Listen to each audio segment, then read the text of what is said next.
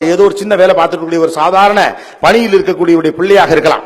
ஆனா யோசிச்சு பாருங்க, அப்பா தனக்கு பொருளாதாரத்திலே பிரச்சனை இருக்குது, வாய்க்கு கைக்கு தான் சரியா இருக்குது, வாங்கின கடனை கொடுக்க முடியல, வட்டிக்கு கட்டினவன் வாசல்ல வந்து நிக்கிறாங்கிறதுக்காண்டி புள்ள படிக்க வேணாம், கூட வேலைக்கு வேணாம் உங்களை கூப்பிடல. அவருடைய பொருளாதாரத்துக்கு நீங்க எல்லாம் 7 வயசுக்கு வயலுக்கு வேலைக்கு போயிருக்கணும். பல பேர் வேணாம், நம்மளால என்ன பண்ண முடியும், இழுத்து இன்னும் கொஞ்ச நேரம் 7 மணி நேரம் வேலை பார்க்கறது 8 மணி நேரமா வேலை பார்க்க முடியுமா, 10 மணி நேரமா வேலை பார்க்க முடியுமா, சொந்தக்காரன் கடன் வாங்க முடியுமா, அரசாங்கத்துல ஏதாவது லோன் கொடுக்கறாங்களா அதை பார்க்க முடியுமா, கூடுதலாக உழைக்க முடியுமா அப்பா யோசிச்சார். அவருக்கு இன்னமும் காலத்துல 2வது பிள்ளை வருது, நெருக்கடி வந்தப்ப ஒரு பிள்ளையை படிப்பை நிறுத்திடுவோம்னு அவர் யோசிக்கல. இன்னமும் இந்த 2வது பிள்ளையை படிக்க வைக்கிறதுக்கு என்ன பண்ணுவோம்னு பார்த்தாரு. அம்மாவுடைய நகை அடமான வச்சாரு, அவர் வச்சிருந்த பணத்தை எல்லாத்தையும் சேமிச்சு வச்சாரு, சின்னதாக சொத்தின் ஒரு பகுதியை வித்தார். என் பிள்ளைகளை இன்ஜினியர் ஆக்கி பார்க்க, டாக்டர் ஆக்கி பார்க்க, அல்லது ஒரு ஆடிட்டர் ஆக்கி பார்க்க, ஒரு நல்ல மனுஷனாக்கி பார்க்க, ஒரு பதவியில் உட்கார்ந்து வச்சு அழகு பார்க்க என்னிடம் என்னவெல்லாம் இருந்தது என்பதை தான் உங்கள் தந்தை கணக்கு போட்டார். என்னவெல்லாம் இல்லை என்று கணக்கு போட்டிருந்தால் நீங்கள் இங்கே இல்லை. நம்ம தந்தைகிட்ட நம்ம கத்துக்க வேண்டிய விஷயம் அதுதான்.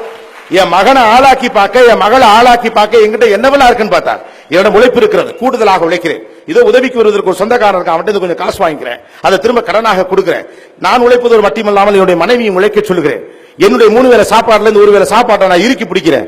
2 சட்டை வாங்குற இடத்துல 1 சட்டை வாங்குறேன், ஆப்பிள் பழம் வாங்குற இடத்துல வாழைப்பழம் வாங்குறேன்னு எப்படி யோசார்?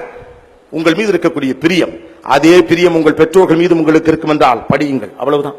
அதே பிரியம் உங்கள் பெற்றோர்கள் மீது உங்களுக்கு இருக்கும்னா, 2 ஆப்பிள் ஒரு வீட்டுல இருக்கு அல்லது 1 ஆப்பிள் இருக்குன்னா, அழுகிய ஆப்பிளையே எடுத்து சாப்பிடுகிற அப்பாக்களின் தியாகத்திற்கு முன்னால் நீங்கள் படிச்சு என்ன படிக்காம என்ன? வீட்டுல என்னையா கவனிச்சிருங்களா உங்க அப்பாக்களை? ஆப்பிள் பழத்தின் அழுகிய பக்கத்தை திங்கிறார்கள் இன்னமும் அப்பாக்கள். நல்ல பக்கம் என் பிள்ளைக்கு வேணும் நினைக்கக்கூடிய அப்பா உலகத்துல நம்ம ஊர்ல மட்டும் இருக்கான். அவன் தியாகத்திற்கு முன்னால் உங்கள் அறிவெல்லாம் சும்மா ஒண்ணு கிடையாது. It is a reciprocation. Don't think it is your duty. இது நீங்கள் உங்கள் சமூகத்திற்கு செலுத்தும் நன்றி கடன். நீங்கள் நண்புக்கு படிப்பு என்பது வேலை தேடும் ஏற்பாடு அல்ல. உங்கள் பெரியவர்களுக்கும் உங்கள் பெற்றவர்களுக்கும் உங்களுக்கு உதவியவர்களுக்கும் அரசுக்கும் தனி மனிதர்களுக்கும் யோசிச்சு பாருங்க. ஒவ்வொரு பிள்ளையும் படிக்கிறதுக்காக ஊர் எல்லையில ஏதோ ஒரு மூக்கம்மா கிளவி 3 ரூபா காசு எடுத்து வைக்கிது, எங்கோட்டு பிள்ளைய படிக்கட்டும்டான்னு. அந்த பாட்டிக்கு உங்களுக்கு ஏதாவது சம்பந்தம் இருக்கா? கிடையாது. ரத்த பந்தம் இருக்கா? கிடையாது. என் புள்ள படிக்கட்டும்னு சொன்ன அந்த மூக்குத்தி போட்ட பாட்டிக்கும் நீங்க பேரன்னா, அந்த பாட்டியை காப்பாற்றுறது உங்க பொறுப்பு தான். It is your responsibility to safeguard this society. This is a high time for you to give thanks to the society. இந்த சமூகத்திற்கு நன்றி தெரிவிப்பதற்கான காலகட்டமாக இதை பாருங்கள். எத்தனை அவமானங்களை உங்கள் தந்தை சந்தித்திருப்பார், எத்தனை அவமானங்களை உங்கள் தாய் கடந்திருப்பார்.